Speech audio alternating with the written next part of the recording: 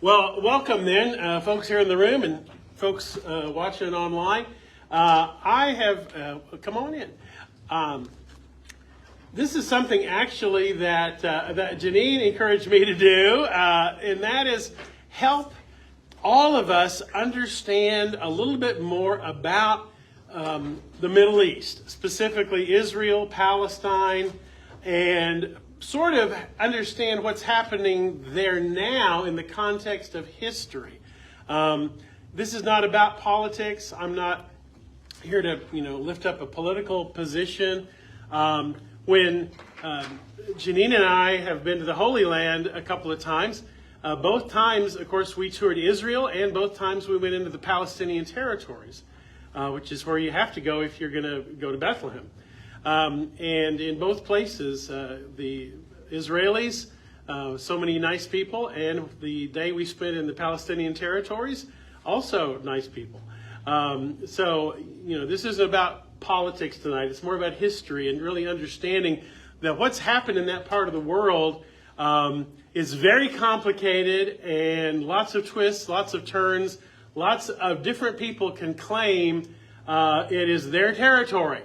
So I'm going to start biblically, because the biblical territory, we as Christ followers, we as Christians, start with the scriptures in terms of the history of this place. But then once we get past the first century and the New Testament, we're going to have to go into other sources of history. So let's start by saying the biggest question that probably people ask over and over about this piece of territory, which, as I said in the little ad or blurb, this Israel is about the size of New Jersey, and which is not one of our biggest states by any means. And yet the conflict and bloodshed and rancor and everything that's happened over that piece of territory over the last 4,000 years makes it one of the most controversial and valuable and fought over and conquered and reconquered and re-reconquered pieces of territory in the world. And it all boils down to someone saying, well, this is my land. It belongs to me and my people. But there's a lot of people who make that claim, that it is their land. So let's start with the biblical background, at least in Judaism, which is in, and if you brought your Bible, that's great. If you didn't, don't worry, because I'm not going to be referencing too many scriptures, but I'm going to start with a couple, which is Genesis 12, Abraham. The call of Abraham. Abraham is in a place called which is not Israel, which is probably more Iraq. And he gets called to leave and go to a place that God will show him. And this is Genesis 12. And this is before Abraham is actually called Abraham. He's called Abram. Abram means exalted father. Abraham means father of a multitude, and God does change his name later on in the book of Genesis, but he's still Abram here in Genesis 12. The Lord, 12:1, Genesis 12:1, the Lord had said to Abram, leave your country, your people, and your father's household, and go to the land I will show you. I'll make you into a great nation. I'll bless you. I'll make your name great, and you'll be a blessing. I'll bless those who bless you, and whoever curses you I will curse, and all peoples on earth will be blessed through you. So Abram left, as the Lord had told him, and Lot went with him. Abram was 75 years old when he set out from Haran. He took his wife Sarai, his nephew Lot, all the possessions they had accumulated, and the people they had acquired in Haran, and set out for the land of Canaan. And they arrived there. Abram traveled through the land as far as the site of the great tree of Morah at Shechem.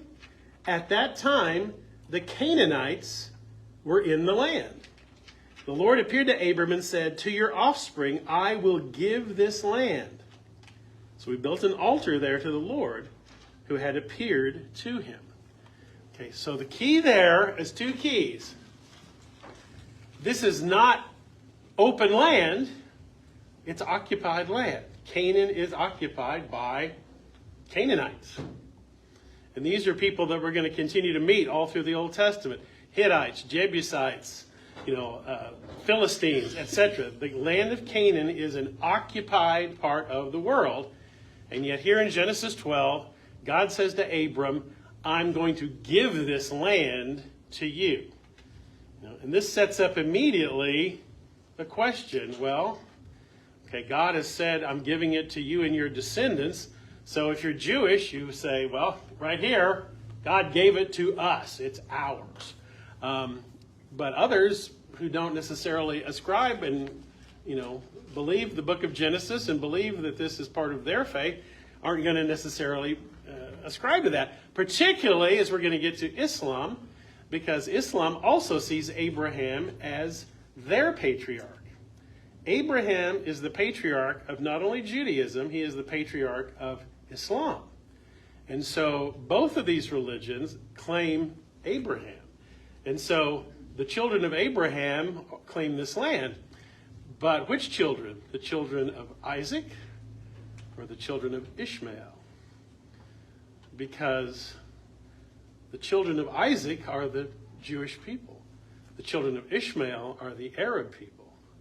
So which children of Abraham are claimants to this promise of the children of Abraham? Okay, so that's Genesis 12, 1 through 7. Then jumping over to Genesis 15, and I say I'm not going to be in this that long, but Genesis 15, chapter 15, verse 7, it says, God says to Abram, 15:7, God said to him, I am Yahweh, the Lord, who brought you out of Ur of the Chaldeans to give you this land to take possession of it. But Abram said, O sovereign Lord, how can I know that I'll gain possession of it? And then God lays out a sacrifice that they are to go through. And this is a sign that he has given Abram and his descendants this land.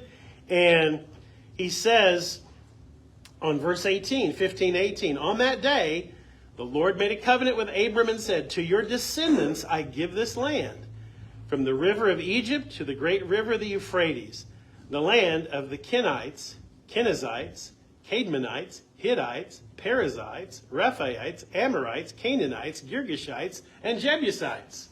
All the ites. So these are collectively the Canaanites who are already occupying this land.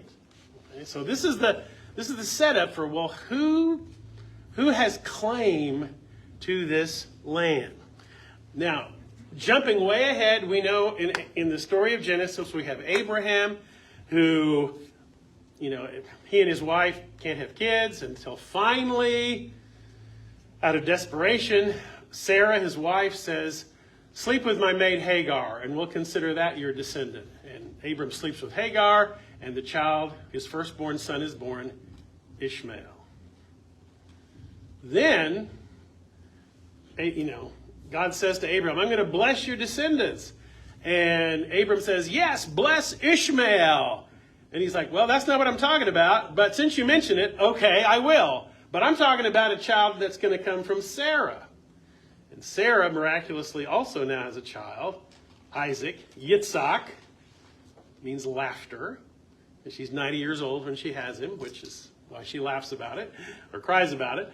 And so then we have Isaac. And the Bible follows Isaac's story. And it doesn't really follow Ishmael's story. Isaac has two twin boys, Jacob and Esau. Esau is the oldest, but Jacob steals the birthright. And we follow Jacob's 12 sons, who are the names of the 12 tribes of Israel. And that family grows until there's famine. And you know the story, Joseph goes off into Egypt and becomes prime minister. And when famine hits the land, Pharaoh says, hey, Joseph, bring your whole family here to Egypt, and there's food here. So the entire family of Jacob, which is about 70 people, leave Canaan, move into Egypt, the land of Goshen, and settle there. And there they are as they multiply for 400 years. And at the end of those 400 years, they're not favored guests anymore. They're slaves. We know that. So that brings us to the end of Genesis. The family of Abraham, Isaac, and Jacob have ended up in Egypt now as slaves. And that's where Exodus opens. Okay? And we know how the Exodus story, I'm not going to go through that. You know that story. The people cry out to God, set us free, Moses, conflict with Pharaoh, plagues, Exodus. And they come out of Egypt and come into the desert on their way to Canaan, the promised land. And every time we talk about the promised land, that's what we're talking about. Canaan, a.k.a. Palestine. They come out into the desert. They say, we better spy out the land, make sure we can conquer it because it's occupied. They send 12 spies into the land. 10 of them come back and say, can't be done. People there are too strong, too big, we'll never conquer them. 2 of them, Joshua and Caleb, say, yeah, we can. God, if the Lord is with us, we can do it. They believe the majority report, and because of that, God says, all right, it's going to be 40 years before you get to go into the promised land, until this older generation all dies out. So there's 40 years in the desert, eating manna and quail and all that, until finally that generation dies out. And under Joshua, now they're ready to cross the Jordan River from east to west into Canaan. And that begins the conquering of Canaan. So him saying, you're going to give you the promised land, you're going to have to fight and conquer these people to occupy it and to own it. And so that's what now we read about in the book of Joshua.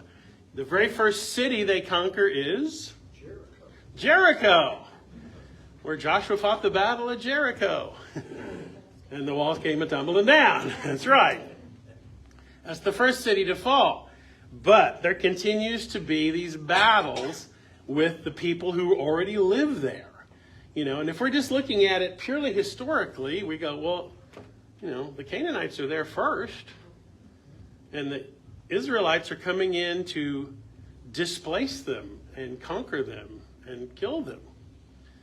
But that's what they follow, and they go all through the land of Canaan, and they fight all those ites that we talk about until they are able to finally, through the judges and they're able to occupy Canaan and divide it into the territories of the different tribes, the 12 tribes.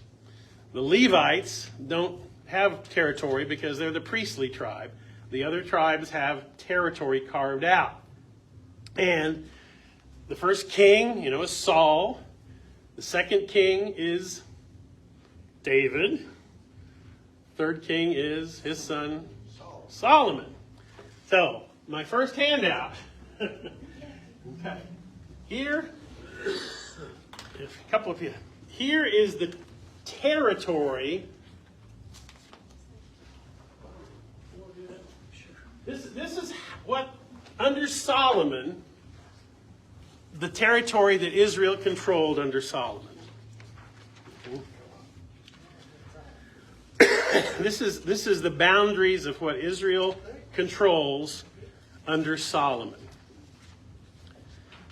It's under Solomon that they have their biggest territory. And so, wait till everybody can kind of see that.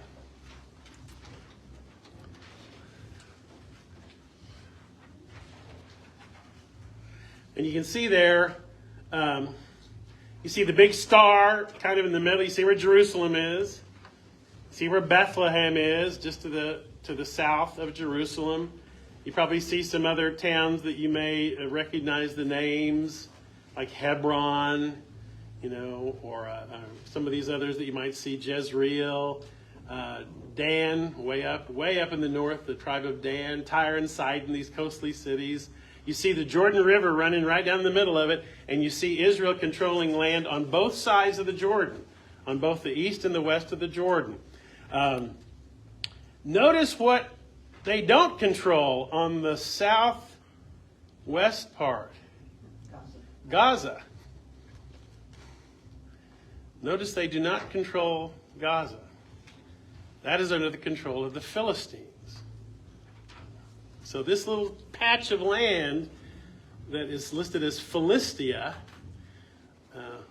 which is going to, across the centuries, continue to be known as Gaza, is the one that's in the news. But notice under Saul and David and Solomon, they do not control Gaza. So Israel is these 12 tribes with this big territory, and Solomon has the biggest territory, and Solomon dies and passes the kingdom on to his son Rehoboam. Rehoboam, again, that story, which is pretty entertaining in a lot of ways. Rehoboam says, I know how to get the people in line. I'm going to tell them, if you thought Solomon was tough on you, wait till you get a load of me. I'm going to be so tough on you.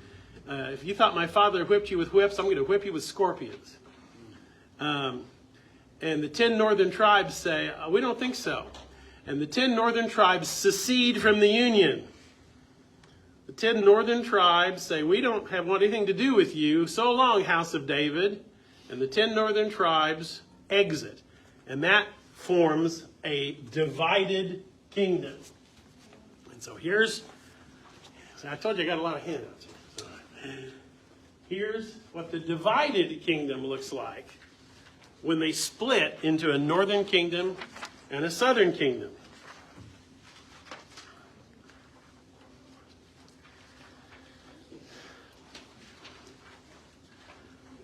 And so you can see here as you get this is the kingdoms of Israel in the north, which is the 10 northern tribes that secede from the union, and they keep the name Israel.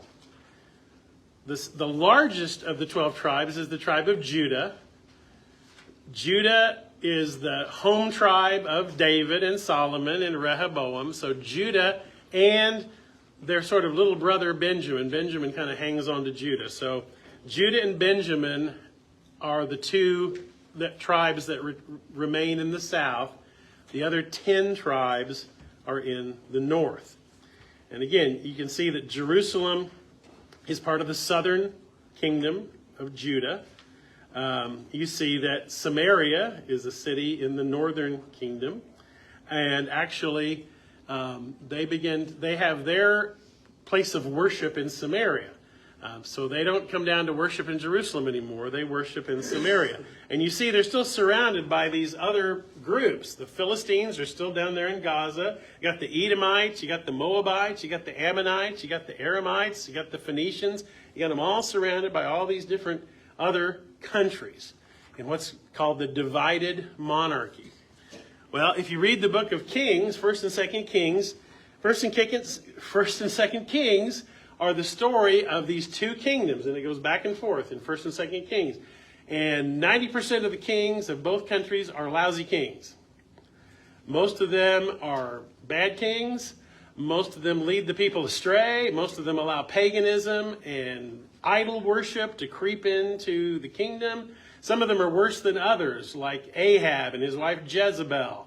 And that's the one that Elijah confronts. But most of the kings of the north and most of the kings of the south are not good. There's a few good ones in there, but they're almost always followed by a bad one. So we have the history of the divided monarchy. Then what happens in 720 BC? 720 BC, so 720 years before the birth of Jesus. Huh? Not yet. Assyria.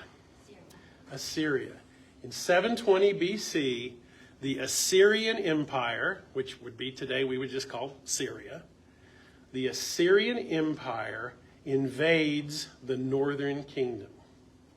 So Assyria invades the northern kingdom in 720 BC. And what Assyria would do when they conquered a people, they would take some of the people and transport them and make them displace them in some of their other territories. And then they would take some of their captured people from other territories and bring them into the land they had just conquered. They would mix the conquered peoples up so that they would break down any sense of national and racial unity. They would intermingle the people with each other to break down any kind of racial or national pride or unity. And that's what they do in the northern kingdom of Israel. They transport some of the Israelites out of the northern kingdom, and they bring in foreign people from other conquered territories and settle them into the northern kingdom. And across the centuries, the Israelites that are left begin to intermarry with the other people that have been brought in by the Assyrians. And when that happens across the decades and the centuries, the makeup of those people begins to alter. And they become sort of semi-Jewish. And those people come to be known as the Samaritans. Okay. So that's where the Samaritans come from. And that's why the Jews hate the Samaritans and the Samaritans hate the Jews. Because the Jews said, you Samaritans are a bunch of half-breeds. And you're not true Israelites. And the Samaritans said, well, if you hate us, we'll hate you right back. And there's this hostility between Judaism and Samaritan. And that's why when Jesus tells the parable of the good Samaritan, he's intentionally choosing an enemy of the Jews to be the hero of the story. So that's, and sometimes erroneously people have called the 10 northern tribes the lost tribes of Israel. They're not lost. They're just diluted and intermarried, okay? So, Judah escapes Assyria, but they don't escape Babylon. Babylon, also known today as Iraq. Okay? The Babylonian Empire conquers Judah in 586 BC. So 586 BC, the Babylonian Empire now conquers the southern kingdom under Nebuchadnezzar II. And they don't just conquer Judea, they go to Jerusalem and they destroy the temple. They destroy Solomon's temple and reduce it to rubble, tear down the walls of Jerusalem, and take the captives, the best and brightest of the Jews, into captivity in Babylon. That's known as the Babylonian captivity. And this is people like Daniel and Shadrach, Meshach, and Abednego. And all these are people who are transported out of Judea into Babylon, where they're made to serve the Babylonians. And books like Daniel are about that period of time in the history of the Jews. But thankfully, and say you read those stories of Daniel, you know, it's about Daniel staying true to the Lord even in Babylon. Then empires come and empires go. Babylon gets conquered by the Persians, a.k.a. Iran. So Babylon gets conquered by Persia. Iraq gets conquered by Iran. And the Persian king is Cyrus. And the Persian king, he allows the Jews to return to Judea. He allows the Jewish captives to go back to Judea and back to Jerusalem. And those stories of the return of the exiles you find in the Old Testament books of Ezra and Nehemiah. Okay? So they come back and they find a temple that's rubble. They find the walls broken down. They find just a big mess. But they start to rebuild. And the Samaritans say, hey, we'll help. And they say, we don't need your old stupid half-breed help. And that further creates the hatred and enmity between the Jews and the Samaritans. So now the Samaritans are throwing rocks at them while they're trying to rebuild the walls. They succeed in rebuilding the temple, but it is a poor substitute for Solomon's magnificent temple. You know, because they're working with rubble. So they're using scraps to try to make a new temple. So they create a new temple, but it's nothing like the magnificent Solomon's temple that was one of the wonders of the world. Okay? So that's we come to the Old Testament, and that's kind of what's happening at the end of the Old Testament. The rebuilt temple, the rebuilt walls. Now, that empire also doesn't last, because in 332 BC, Palestine is conquered by Alexander the Great. Okay, so we've gone from Iraq to Iran to Greece. Okay, and we brought in Greek culture now. Alexander the Great is Greek, and he conquers the known world. Okay? He conquers the known world, and then weeps because there's nothing left to conquer. Is the story of Alexander the Great. So, Alexander finally dies of venereal disease, and his successors continue his dynasty, and one of them are called the Seleucids, which are the Greeks, another Greek dynasty. And as that group takes over Palestine, there's a succession of Greek rulers, and in 175 BC, okay, one of the most terrible rulers of the Greeks is a fellow named Antiochus IV. Okay, Antiochus IV. Antiochus is determined to make Greek culture the only culture of the world. Therefore, he outlaws Judaism.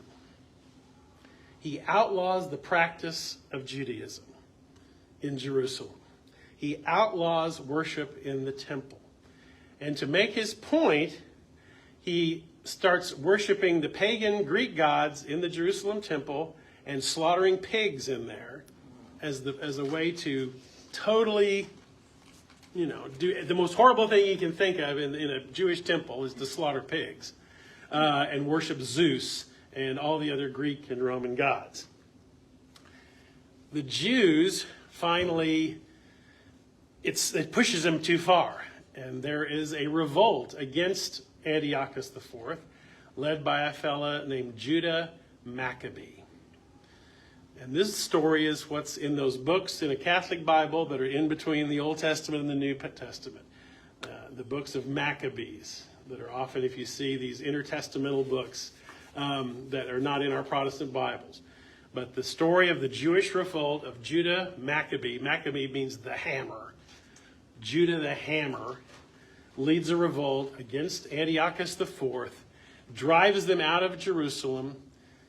They cleanse the temple, get rid of all the pagan gods and get rid of all the pig blood and everything else, and they cleanse the temple, and they're going to celebrate the cleansed temple, but they only have enough holy oil for one night, but it lasts for 8 nights.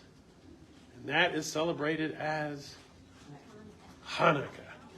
Okay.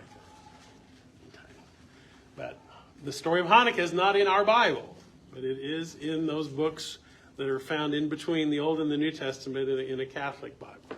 So that's Hanukkah. Now we're in the 2nd century. Okay? We're in the 2nd century BC. Unfortunately, the Greeks retake Palestine. The Jewish independence under the Maccabees doesn't last, and the Greeks retake the land, and the Greeks hold on to it until 66 BC. So we've had Iraq, we've had Iran, we've had Greece. Who do we have now? Rome. Rome now is the true juggernaut that conquers the world. Rome, under Pompey, conquers Palestine in 66 BC. Okay. So now Rome has controlled Palestine. So from the time of the Babylonians in 586 BC, except for a very brief period under the Maccabees, the Jews have not been in control of their own country for 500 years. They've been occupied by somebody. Occupied by the Babylonians, by the Persians, by the Greeks, by the Romans. They have not been an independent country other than a very brief period for 500 years. So now they're under the control of Rome, and that's where we find Israel when we get to the New Testament. We find Israel under the control of Rome. Matter of fact, we find Judah under the control of a fellow named Herod the Great. Now, he is given the title of king by the Roman Senate. He's not a king in the sense of having any real autonomous control. He's more of a governor. But they give him the ability to call himself a king, even though he is still under the Roman Empire. Herod is I'm not going to go into his story that much. Herod is a vicious, awful, paranoid, terrible man who murdered several of his wives, who murdered some of his own sons, who was paranoid to a fault, who was so hated that he ordered that on the day of his death that they should kill all the leading citizens of Jerusalem so that they would be weeping in the streets on the day of his death. And of course, he ordered all the babies in Bethlehem murdered, all the little baby boys under 2 years of age murdered to try to root out this Messiah that the wise men told him about. You say, well, why is he the great? That doesn't sound very great. He was a great builder. He was a builder of buildings. And remember I said the temple, the second temple under Ezra and Nehemiah, when the exiles came back from Babylon, and they rebuilt the temple, and they rebuilt it on a really crummy scale, I guess you would say. Herod did a huge renovation and a huge enlargement of the temple. Added all those giant courtyards around it and tried to bring it back up to where it was under Solomon. So much so that by the time of Jesus, they referred to it as Herod's temple. So that's why he's Herod the Great, because of his building, not because of his morality by any sense. Okay. So, you've heard about under Roman rule, there was a lot of desire for a Messiah to come and throw off the shackles of Rome. Matter of fact, many people wanted Jesus to be that kind of Messiah, to lead a rebellion and a revolt against the Romans. Jesus did not come to lead a political or military revolt. But there was a group that was constantly trying to raise a rebellion against Rome. They were called the Zealots. Have you heard? The Zealots. They were also called the Sicarii, because that was the name of the kind of knife they carried, a serrated knife. And the Zealots would hide in dark alleyways, and if a Roman soldier happened to go through and they had the opportunity, they would slit their throats. And the Romans would, of course, call them terrorists. But the Zealots were trying to lead a rebellion against the Roman oppressors and the Roman occupiers. Rome's taxation and military presence, and Rome marching through the streets with idols on their standards, and money that declared that Caesar was a god, and all these things finally led to a Jewish revolt. So in 66 AD, okay, now we're after Jesus. AD, Anno Domini is what AD stands for, the year of our Lord. Anno Domini is what AD stands for in Latin. I grew up thinking it was after death. That's not right. Anno Domini is from the birth of Jesus. So we go from 1 BC to 1 AD. There's no year zero. You just go from 1 BC to 1 AD, the first year of Jesus, Anno Domini. So 66 years after the birth of Jesus, although, side note, our calendar is probably a few years off. Most modern scholars believe that Jesus was probably born somewhere between 4 and 6 BC. Which you say, well, wait a minute. That's because the calendar, they just calculated it wrong.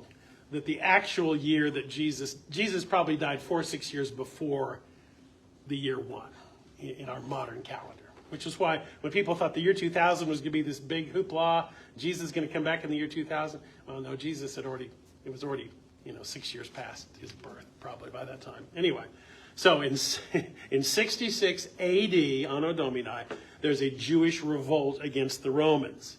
What do you think the chances of success that were? Zip.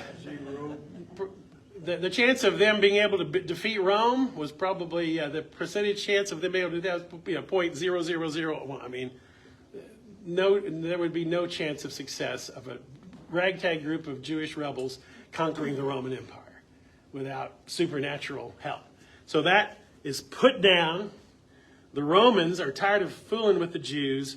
They destroy the second temple. They destroy Herod's temple. And that is why, to this day, there is no temple. That second temple is destroyed by the Romans in 66 AD. It is never rebuilt.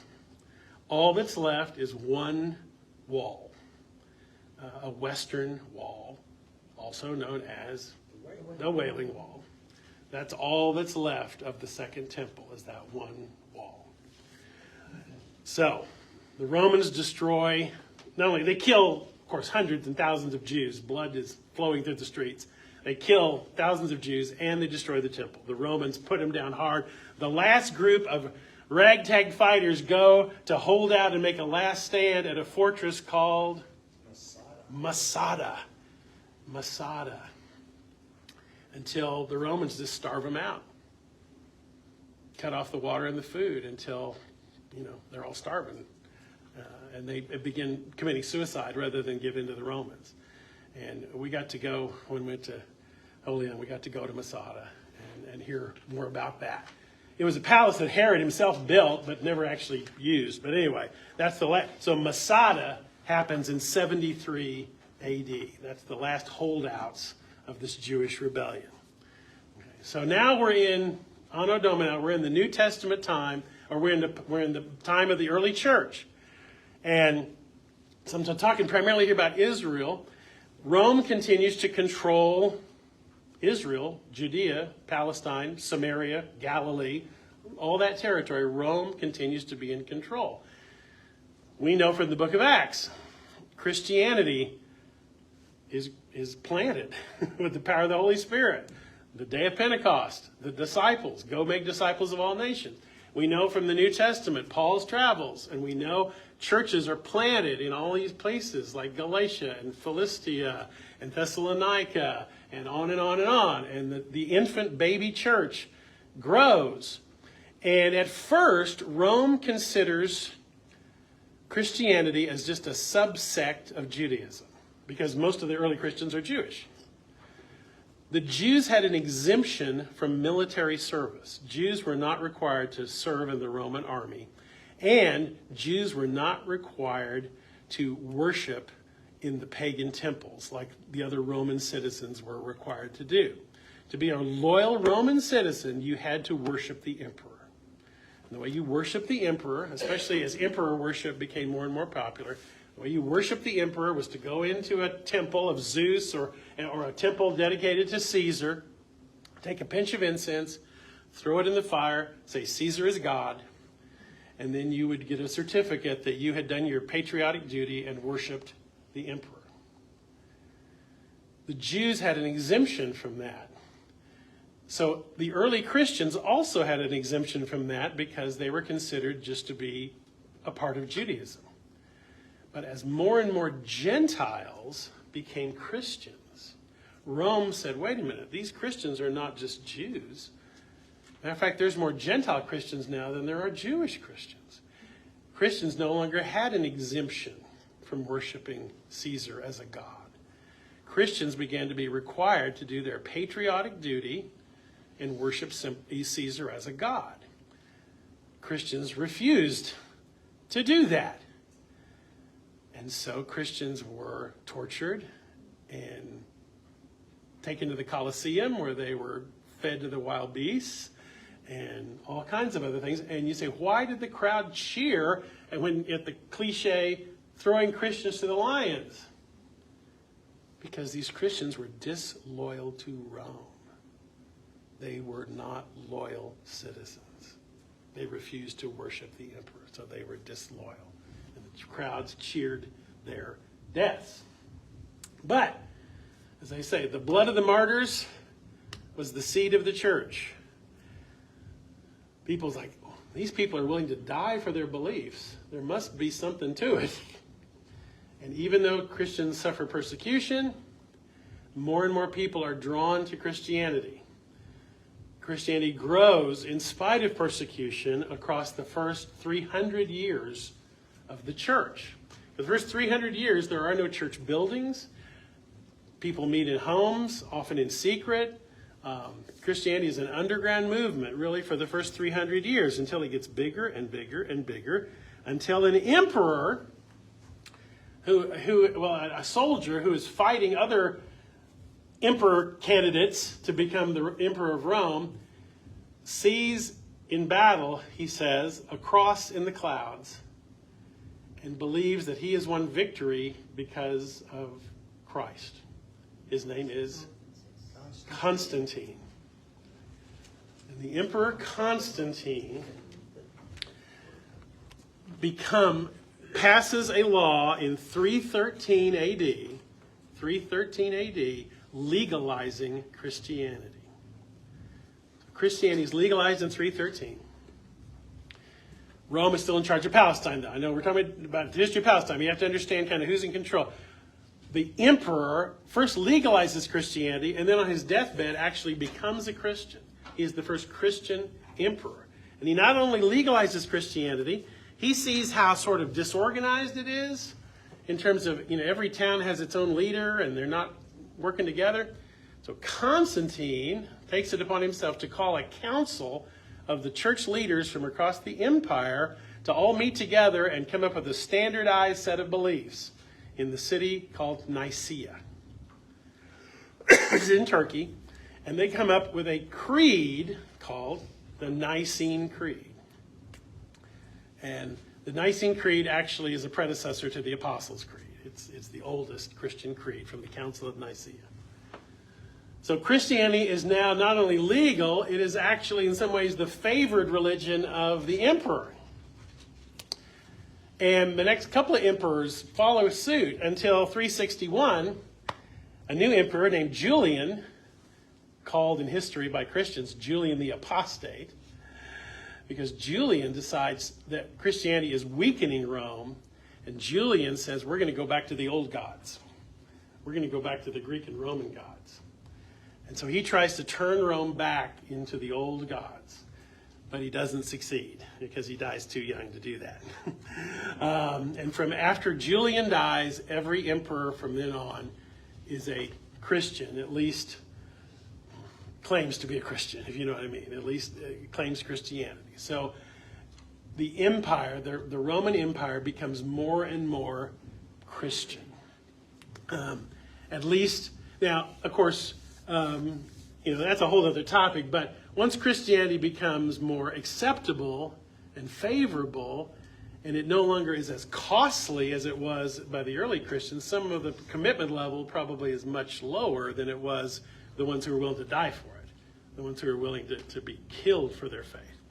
Now, all of that, you say, okay, all that Roman Empire stuff, because the Roman Empire becomes more and more Christianized, it also becomes weaker, frankly, until it comes to be known more as the Holy Roman Empire. It becomes more of a Christianized empire.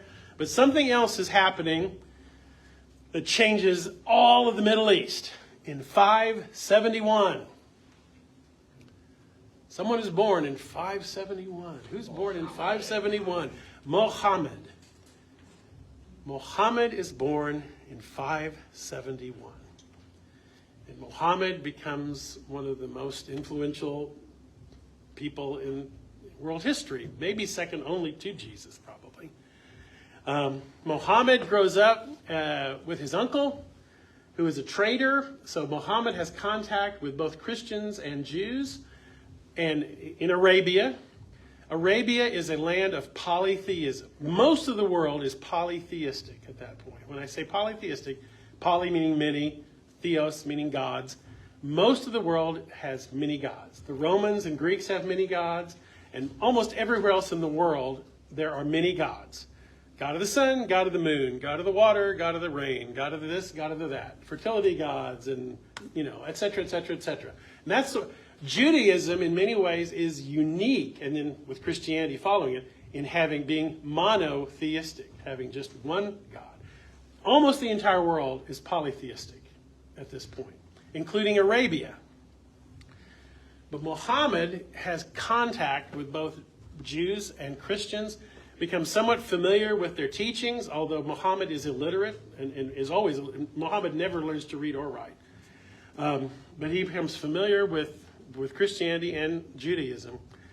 And Muhammad's story, according to Muslims, is that in 610 AD, Muhammad goes into a cave, and in the cave he meets the angel Gabriel. And the angel Gabriel grabs him by the throat and says, basically, remember. I'm going to recite something to you that you are to remember. And Gabriel tells Muhammad a revelation from God. Muhammad then goes back to somebody who can read and write, and Muhammad then recites what Gabriel has told him. And that becomes the first part of the Quran, which means recitation. Over a period of about 20 years, he keeps returning to the cave and continues to receive these revelations, and then continues to go back and recite them, and other people write them down until we have the Quran. The Quran, I always try to point out, the Quran, the way Muslims understand the Quran is different from how we understand the Scriptures.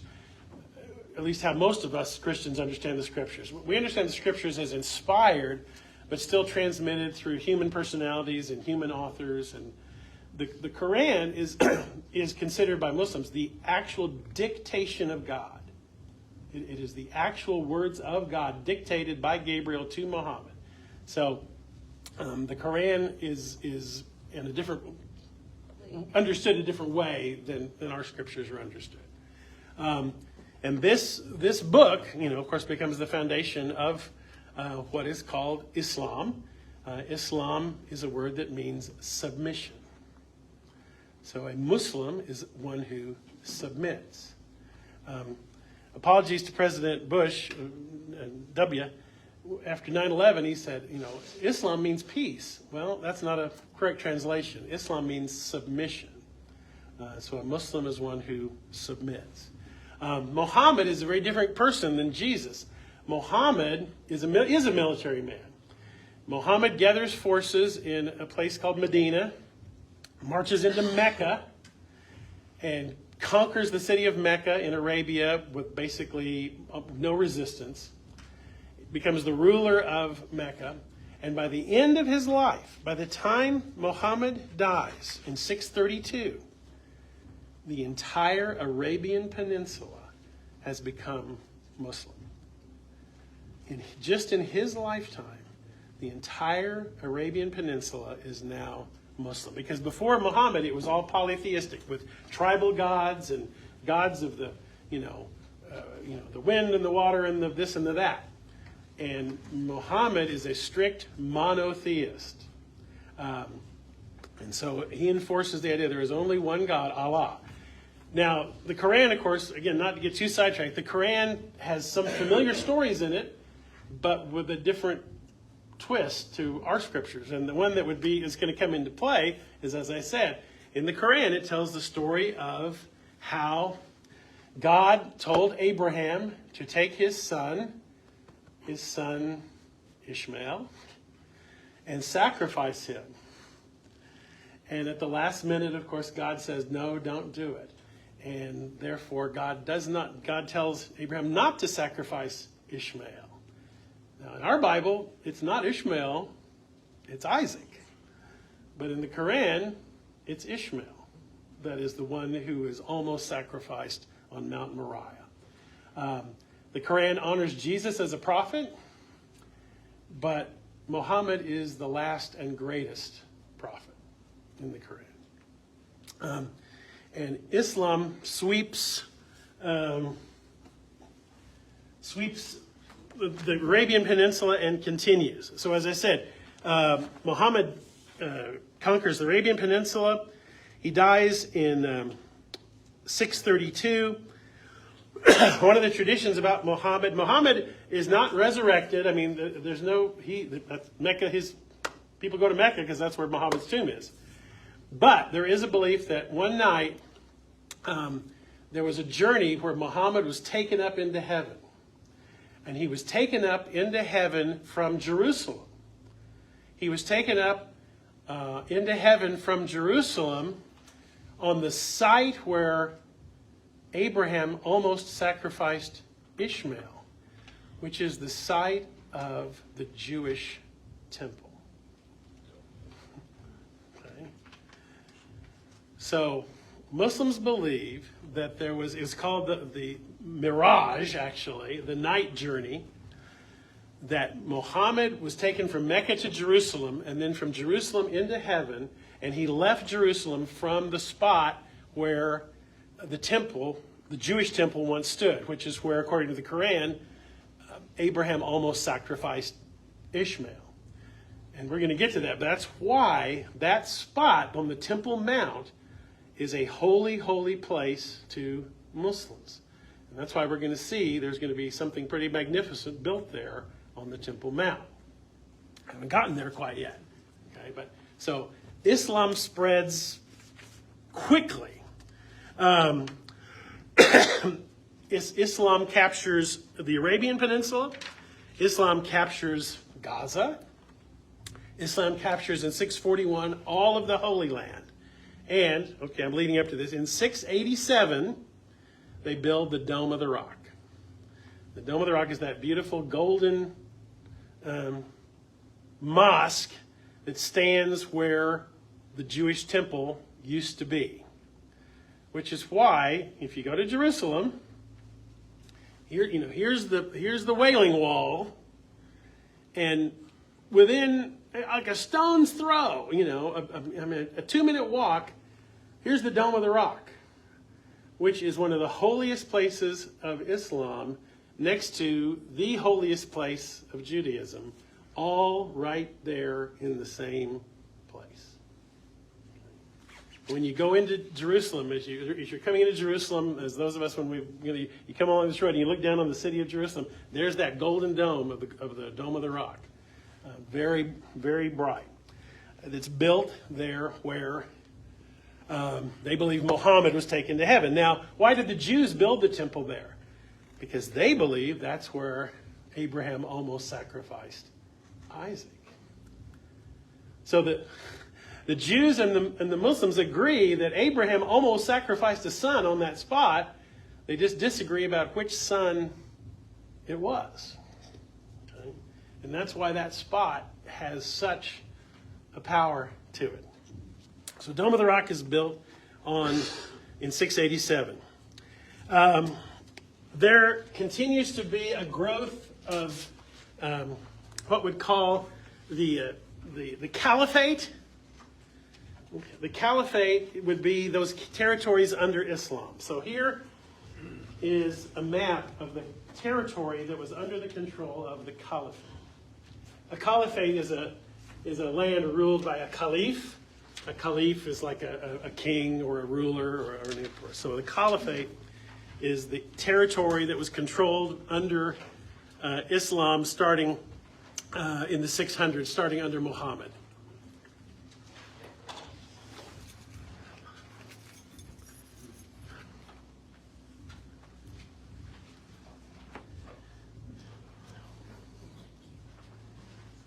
So you can see here on this map, the red is everything that was conquered by Muhammad during his lifetime. All of Saudi Arabia, all of Yemen, all of Oman. Then, over the next 30 years, everything in orange is conquered. Iran, Iraq, Turkey, Syria, Egypt, Libya. Then, in the next phase, from 661 to 750, it expands to Libya, Algeria, Morocco, Spain, Afghanistan, and Pakistan. All of this is under the caliphate. All of this is under Muslim control. And you can see why this becomes the people in the rest of Europe, Northern Europe, begin to get pretty nervous about this. When you see how much territory now is under Muslim control. So Palestine is totally under the caliphate. Palestine is totally under Muslim control. In the year 1009, the Caliph orders the destruction of the Church of the Holy Sepulchre. I didn't mention that when Constantine became emperor, his mother was a devout Christian. Her name was Helena. Helena traveled to the Holy Land and ordered churches to be built, like the Church of the Nativity, the Church of the Holy Sepulchre, etc. Those were built under the auspices of Constantine's mother, Helena. In the year 1009, the Caliph orders the destruction of the Church of the Holy Sepulchre, the church built on the supposed place where Jesus' tomb was. Now, this enters a period where there is, a lot of tension between, you might say, north and south, east and west. In 1027, there is a treaty between the Caliph and the eastern part of the Holy Roman Empire, also called the Byzantine Empire, where they were going to rebuild the Church of the Holy Sepulchre, where Christians who were going to be allowed, who were forced to convert to Islam, are going to be allowed to reconvert back to Christianity, and where they were going to open up a mosque in Constantinople. There was this treaty they worked out between the Caliphate and the eastern part of the Roman Empire, the Holy Roman Empire. But the hostility of the Caliphate and the Muslim Empire against both Jew and Christian is intense. There is continued persecution. Now, there's times in that where Christians and Jews are allowed to freely live in the Caliphate. Now, they're under Muslim rule, but they're allowed to live, and they have to pay a special tax. But there are Christians and Jews living in these Muslim territories, and the persecution, waxes and wanes during some of that time. But it gets pretty bad by about around the year 1000. The persecution of Christian and Jew gets pretty bad around the turn of the first millennia. So, a decision that in retrospect was probably a horrible, horrible decision. In the year 1095, the Pope Urban II, in 1095, launches the first crusade.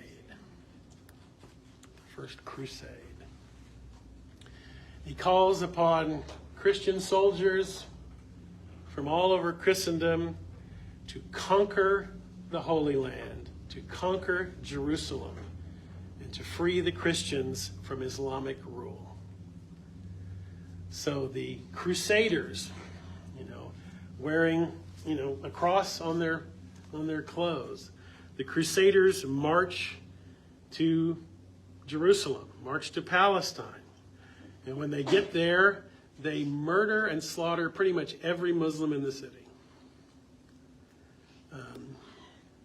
And take control of Jerusalem. And they establish what's called the Kingdom of Jerusalem. The Crusaders established the Kingdom of Jerusalem in 1100. But it didn't last, because in 1187, Saladin, the great Muslim hero, defeats the Christians and takes Jerusalem back. Then, in 1191, Richard the Lionhearted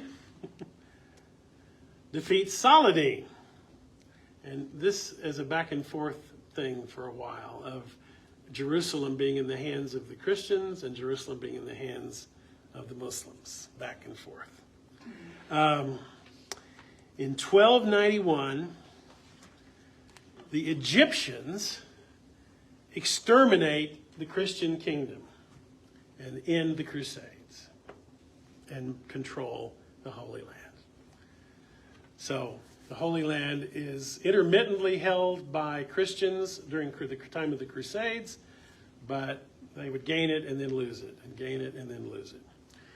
So now jumping forward, I know going through history, the next big conqueror, now we get to around the time of the Reformation, and we always focus on what's happening in Germany and Switzerland and all that during the early 1500s.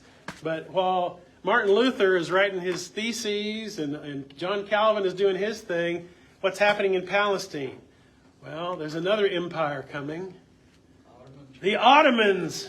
The Ottoman Empire. Yeah, nothing to do with the footrest. Not that kind of Ottoman. Yeah. The Ottoman Empire. And this is Turks. And here is the expansion of the Ottoman Empire.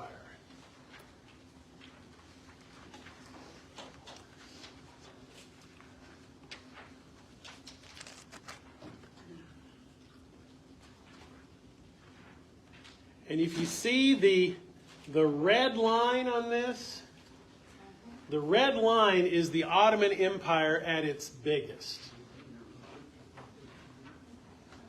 Well, it started small. Yeah, and you can see, the dark brown is where it starts, and then you see it getting bigger and bigger and bigger and bigger and bigger. And that red line, and you can see, down all the way into Egypt, all the way over to Tripoli and Algiers, all the way up, almost to Venice and Vienna, all the way on the Black Sea. You see, this is the Ottoman Empire, almost completely surrounding the Mediterranean. So this is the Ottoman Empire, which a lot of us kind of, I don't know if when I was studying world history, I don't remember hearing much of anything about the Ottoman Empire, but there it is. In 1604, the Ottomans start to allow the French, of all people, to visit the holy places in the Holy Land. Then, in the year 1700, 1,000 Jews settle in Jerusalem. In the year 1700. Now, in the 1800s, there are wars between the Egyptians and the Ottomans. I won't go into all that. But between 1882 and 1903, between 25 and 35,000 Jews immigrate to Syria in the Ottoman Empire. Between 25 and 35,000 Jews immigrate to Syria in the Ottoman Empire. In 1897, it's starting to sound like real time now, right? There's what's called the first Zionist conference that's held in Switzerland, in Basel, Switzerland. 1897, the first Zionist conference. Now, Zion is another name for the mount upon which the temple stood, Mount Zion. So a Zionist has come to mean somebody who believes the Jews should reoccupy the Holy Land. That's what a Zionist is, somebody who believes the Jews should reoccupy the Holy Land. So the first Zionist conference is held in Switzerland in 1897, and they passed what's called the Basel Declaration. The Basel Declaration was saying our aim is to secure a homeland for the Jews in Palestine. The aim of Zionism is to secure a homeland for the Jews in Palestine. So in 1901, they began what's called the Jewish National Fund. It was for buying up land in the Ottoman Empire for Jews. In other words, how are we going to get a homeland for the Jews in the Ottoman Empire? We're going to buy land. Just keep buying more land, buying land, buying land, buying land, buying land. Purchase land to expand the ability of Jews to live in Palestine. And that's one way to bring Judaism or bring Jews to Palestine. But in the early part of the 1900s, something comes along to disrupt life. And I don't mean the Spanish flu, although that was part of it. But what else happened around that same time? World War I comes around. World War I comes around. And, and the Ottoman Empire is on the other side from the Allies. And the Allies win that war. And they carve up the Ottoman Empire. They carve up the Ottoman Empire. Okay. So, here is a before and after picture of the Middle East before World War I and after World War I. Well, the maps are getting fast and furious. Yeah. All right. Mm-hmm. Thank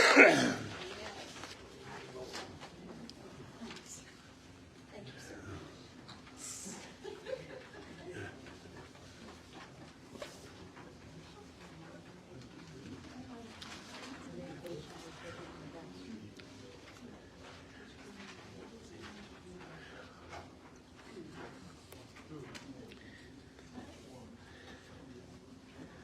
So you can see, if you get to, you can see on the left side, this is the status of the Middle East in 1914. And you see how much territory there is the Ottoman Empire, all the gray. That's all the Ottoman Empire, including, as you can see, Jerusalem, Beirut, Damascus, Baghdad, etc., etc. The Holy Land is under the control of the Ottoman Empire in 1914. At the end of World War I, in 1922, who controls Palestine? British. The Brits. And they came up with an idea. The Brits control Palestine after World War I. And you can see there that on that map on the right, who controls what? The Brits control Palestine, Iraq, etc. The French control Syria and Lebanon. The Italians have a little bit of territory down there, down by the Suez Canal and all that. But you can see that the change where the Western powers of the French, the Brits, and the Italians take control of much of the Middle East, including Palestine. So, you say, well, who's controlling Palestine? Well, the British Empire controls Palestine. But, there's all kinds of people living there in Palestine now. There's the Palestinians living there. There's all these Jews that have immigrated there. There's, all these different people are now living in Palestine. Now, they were living under the Ottoman Empire. Now they're living under the British mandate. And everybody, is vying for control. So, in the midst of that, after World War I, sadly, the World War I, of course, was the war to end all wars. That's what they called it, right? World War I is the war to end all wars. Which it did not. Because seemingly not that long after it, there was the rise of dictators in Germany and Italy and Japan, and we have another world war, even bigger than the last one. And again, it's fought all over the world, and I have to tell you that, including the Middle East. And we know what happened to the Jewish people during World War II, or during that time. One of the places that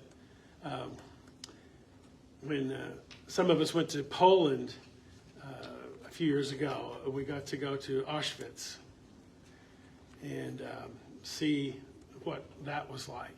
And Auschwitz, of course, was one of the concentration camps where they exterminated Jews, where they brought them in on trains and herded them into ovens, where they gassed them to death and then incinerated them, and they killed 6 million Jews during what's called the Holocaust.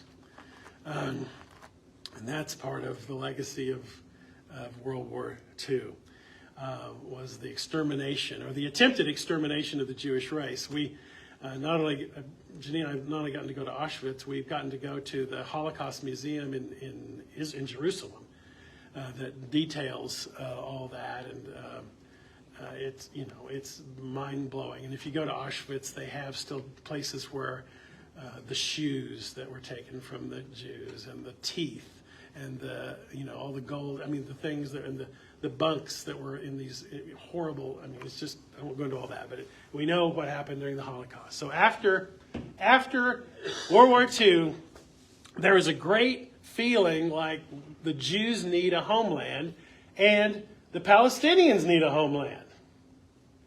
And how are we going to solve this issue? Well, we've got this new invention following World War II called the United Nations, right? We have a new thing following World War II called the United Nations. And the United Nations comes up with a plan. The United Nations comes up with a plan in 1947. The United Nations comes up with a plan in 1947, which sounds, at least on the surface, to make a whole lot of sense. The plan, it was called the Partition Plan.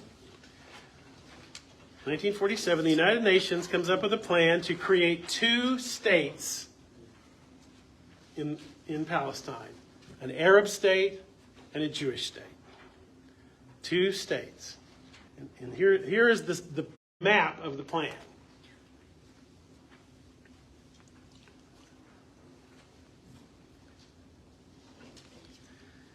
And you can see on this map, this was the plan that the United Nations came up with.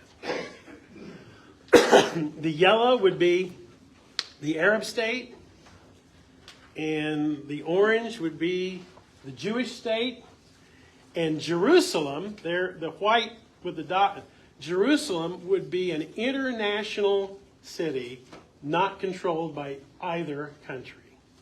It would be controlled by the United Nations as a place where all 3 of the religions, Christianity, Judaism, and Islam, could all worship in the city of Jerusalem. Jerusalem was going to be a separate territory, kind of like Washington, D.C. is not part of any of the 50 states.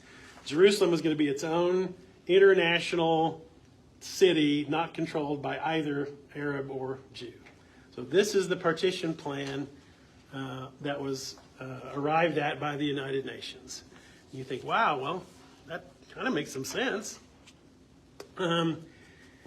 So what went wrong? Well, neither side liked it. Neither the Arabs nor the Jews liked the plan. The Jews grudgingly were going to accept it. The Arabs said absolutely not. Because they said, we've got twice as many people, and the plan, the Arab state was going to be 11,000 square kilometers. The Jewish state was going to be 14,000 kilometers. So the Jews were going to have more territory for fewer people. And the Jews grudgingly said, all right, we can live with this. And the Arabs said, no, there's absolutely no way that we can live with that. And they rejected the plan. The Arab nations said that the United Nations was pro-Jew, and the plan was skewed in their benefit. And so the plan did not fly and was not agreed to by the various parties. So in 1948, Israel declared its independence as a nation. And immediately that started a war with the Arab neighbors. So there was a war in 1948 between Israel, who had now declared itself as an independent nation, which, by the way, the last time we were in Israel, well, we've only been there twice. when we were in Israel the last time, we were there on Independence Day, where they celebrate just like we do on the 4th of July. Well, not just like. Yeah, not quite exactly. Not quite. It's well, they shoot fireworks off, and they. Yeah, but everything stopped. Yeah. That was the most impressive thing I've ever seen. Literally everything comes to a standstill. They stopped the tour bus, and we all got out. No cabs moving. I mean, no vehicles moving in the whole country. Yeah, Jerry. It was amazing. Larry, the plan Mm-hmm. the United Nations came up with Yeah. looks like a hodgepodge.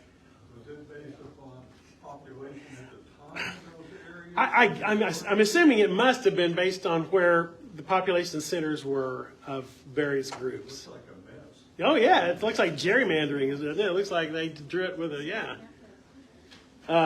Notice, of course, that one of the territories that we are in the news. Notice that Gaza is part of the Arab state in the plan. But war breaks out. Israel goes to war with all of its neighbors, and Israel wins and enlarges its borders. Israel takes over Gaza from Egypt, and they take over the West Bank from Jordan. So Israel, after this 48 war, gets bigger by defeating both Jordan and Egypt.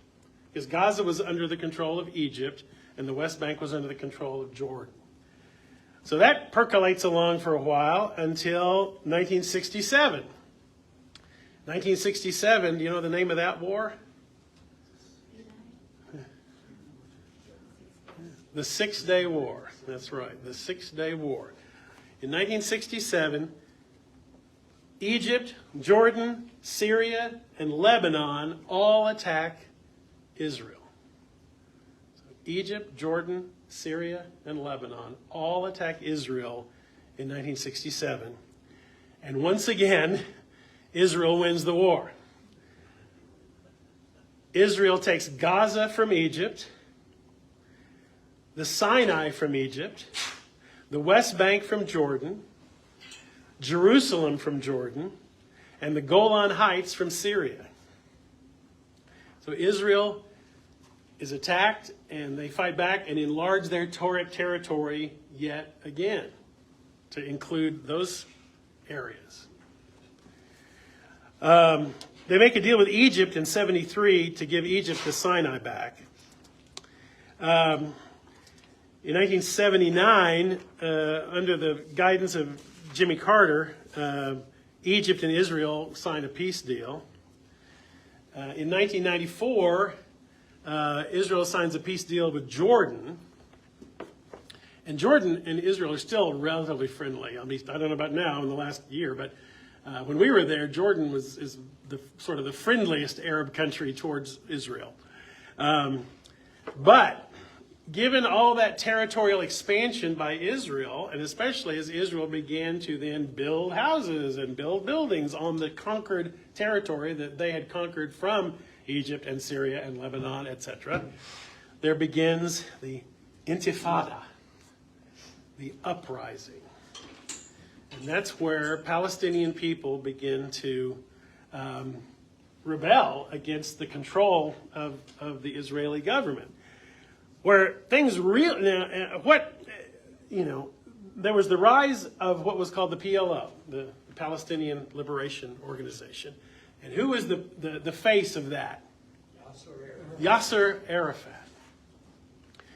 And his political party was called the Fatah Party. And Arafat would bargain with Israel. I mean, there was bargains, and there was deals, and there was conversations. And there's two places in Israel that are Palestinian. One is the West Bank, which is under the control of Fatah, which is that political party that came out of the PLO. That's where those of us who've been to Israel, that's how you go to Bethlehem. If you want to go to visit the Church of the Nativity, you got to go into the Palestinian territory. You got to go into the West Bank, and that's under Palestinian rule. Or, it's still Israel it's like, well, it's okay. Local control is under Fatah, under the PLO, although Israel still maintains a wall around the whole thing and controls entrance and exit and all that. But if you go into the Palestinian territories, I think, and I've said some of these stories, you go in and your bus, you go through the walls, you go to a bus station, there's a giant picture of Yasser Arafat, and you go in and you start, you go into Bethlehem and go to the Church of the Nativity, and you go visit. There are Christians in that. There are Christian Palestinians who sell, things, Christian souvenirs, and every Palestinian we met was super nice and friendly, and we had zero fear when we were in there. That's the West Bank, under the control of Fatah. But Gaza, in 2006, Gaza is no longer under the control of Fatah. They are now under the control of Hamas. Hamas. And Hamas is a much, much more radical organization. Hamas is much more fundamentalist in terms of their understanding of Islam, and much more, they officially call for the destruction of Israel. Their official stance is that the Jews have no place in Palestine. The Jews need to all get out of Palestine. It all needs to be purely a Muslim Palestinian state from the river to the sea, from the Jordan River to the Mediterranean, an Arab nation, and a Palestinian Muslim nation. And Hamas, main supporters is Iran and Qatar. There's also some influence from Hezbollah in Lebanon. But it is under Hamas that, so many other rockets were getting fired into Israel out of Gaza. They would fire rockets and rockets and rockets, and Israel would knock them down with their Iron Dome missile system.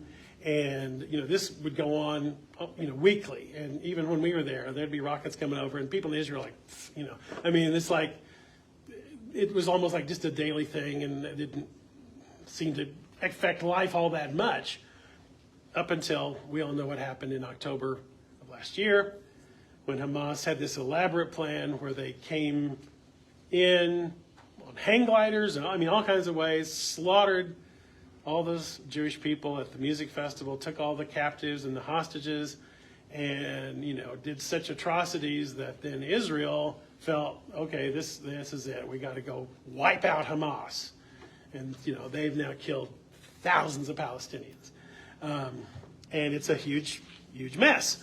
And kind of that's, that I didn't know if I could get through all that until up to the present, but that's where it is now. And, I say I'm not political. The thing that I think I've gleaned from visiting Israel is nobody has clean hands in all of this. Nobody is totally innocent in this whole thing. Everybody has done some things that were probably not very right. Everybody, all the actors in this thing. The modern state of Israel is not a religious nation.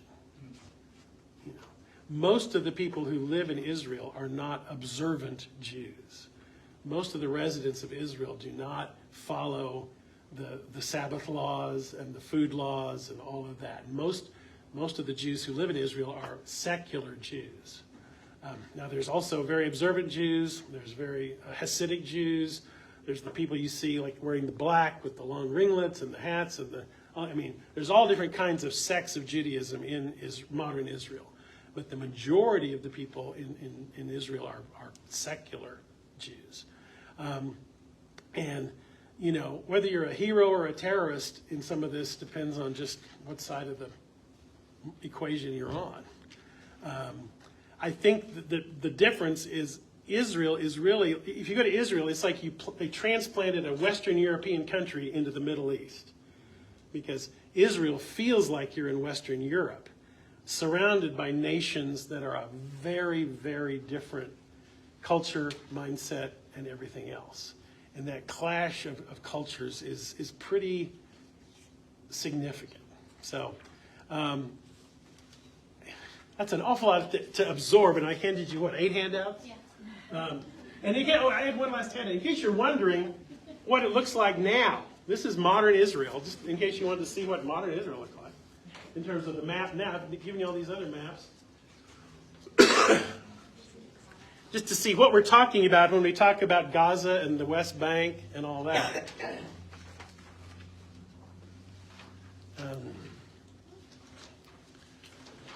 Here's a current map of Israel.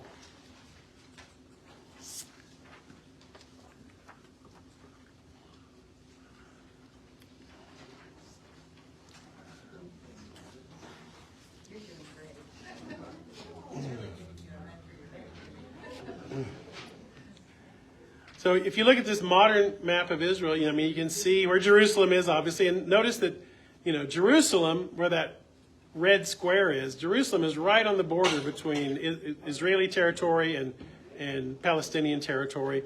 That's why if you want to go to Bethlehem, you have to go into the Palestinian territory.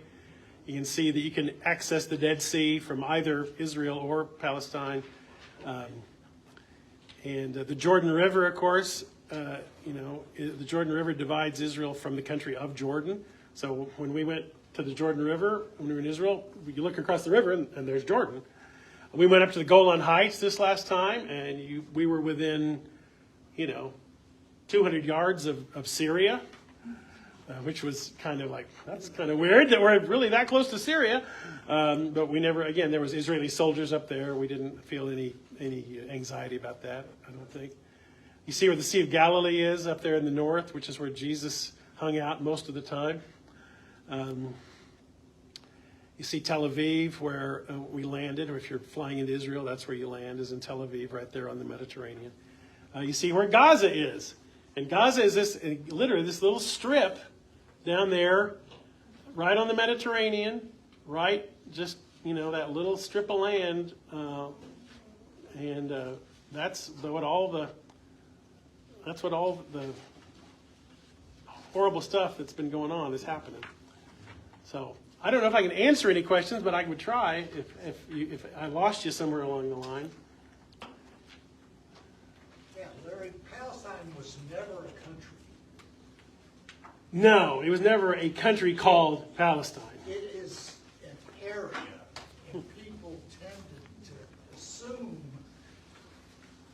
that it was a country with a king. And never in its history was it ever its own kingdom. It was always part of somebody else's empire. So I think that's an important part. My view of the history is that after the 48 War of Independence, Egypt and Jordan refused to take any refugees. They wanted to leave their Arab people within those boundaries to be a thorn in the side. Is my personal Yeah, view. because Gaza used to belong to Egypt. At one point, Gaza belonged to Egypt. And they refused to take those people back into their borders after it was conquered by Israel. Of course, Israel has taken in millions of immigrants, and Egypt and Jordan have taken in 0, which I have always found interesting. Anyway. Did Israel become so Western because a lot of them came from Europe? So what? People? Like how did it become such a Western country? Yeah, because most of the immigrants who came and settled in Israel were coming from Europe. I mean, some were coming from Eastern Europe, but a lot of them were coming from Western Europe. I mean, and so they brought with them a more Western European mindset, and and in many ways took some land that was pretty useless and brought in, irrigation and brought in all kinds of things that turned it into usable land. Well, they also took Western form of government, representative government, which doesn't exactly exist anywhere else in the Middle East. So that's a huge difference between Israel and Egypt and Jordan, because those are all still kingdoms. Yeah. So was Sure. does the, oh, I'm sorry. Oh, no, go, yeah, go ahead. Apologize. No, go ahead. Sorry. We'll get you in a second, Jerry. Go ahead. So, during the original UN solution, or Yeah. United Nations solution thing, did the Israelis like the original? Was you said neither side really liked The Israelis were willing to accept it. They were kind of griping about it, but the Jews were willing to, like, okay, we'll do that. But the Arab nations said, no, it's not fair. We're twice as many people, and we don't even get as much land. And they thought the UN was more influenced by the Jews than by the Arabs. And so the Arab people said, no, we hate the plan. We're not going to accept the plan. The Jews were willing to accept the plan. Okay, because I was just wondering, because it's like all you read about all this stuff about like there's supposed to be like the West Bank and Gaza, but then you have all these Jewish settlements popping up in the West Bank. So it's like they're not like I don't. Yeah. As I say, that's why it's, nobody is an angel in all this. Nobody is, there are, I don't think there's anybody whose hands are totally clean in this. There's, some people, a lot of politicians jockeying for control. Not just Israeli politicians jockeying with each other, Palestinian politicians. The struggle between the Fatah and the Hamas leadership in Palestine is brutal. So there's not like just one solid Israeli standpoint and one solid Palestinian standpoint. There's infighting in both of those groups about who's in charge and who should be leading. So This is one of the things that we learned in Israel. We're going around about just how much money goes into Israel from Jews all over the world that are, it's not just Israeli Jews that are supporting Israel. It's Jews from all over the world that pour money and supplies and brain power and right. engineering skills and stuff into reclaiming the land. Yeah. And as when we went the first time, we went to a museum that was called Friends of Zion. And it was pretty much propaganda. Pro-Israel propaganda. And, I decided when we took our group over there, we're not going to go there just because it was slanted so, so heavily to make Israel the heroes about everything and the Palestinians the bad guys about everything.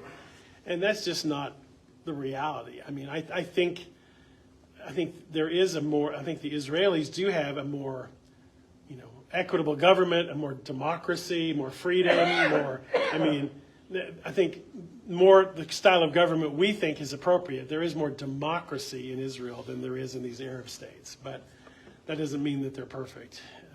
And some sort of ultra-conservative Christian groups tend to, they fly Israeli flags in their churches and things like that, because I think they confuse the modern state of Israel with ancient Israel, and they're really not the same thing.